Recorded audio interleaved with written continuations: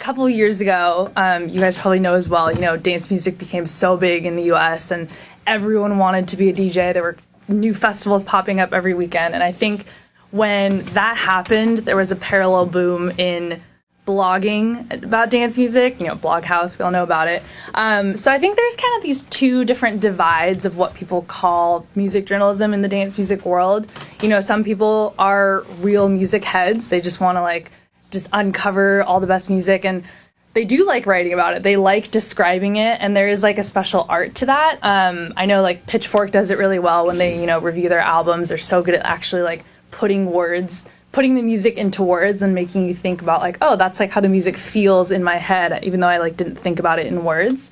So I kind of consider that a separate side of music journalism. And then there's another side, as you mentioned, is more of telling the stories behind the music, which is more of the traditional sense of music journalism in a way. I personally love that side the best, getting to know all of you guys and what your story is. No one really picks music just because they were bored or because, it was the logical thing to do. It's just never the route that you go.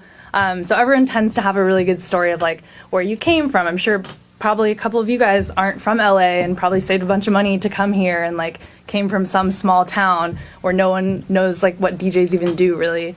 And that's cool. And I love uncovering stuff like that and, understanding why this person enjoys this kind of sound. They grew up listening to these bands that their parents showed them, or they were sneaking out of their parents' houses and going to see these cool artists or something like that. So there's always, that's the more interesting side for me. And I think what Mixmag does really well actually is kind of chasing those stories rather than just explaining the music to you, because obviously nowadays you guys probably check out blogs every once in a while, but you're not really reading what the SoundCloud description says. You're just kind of clicking play on SoundCloud to hear the actual track, and then you decide from there. So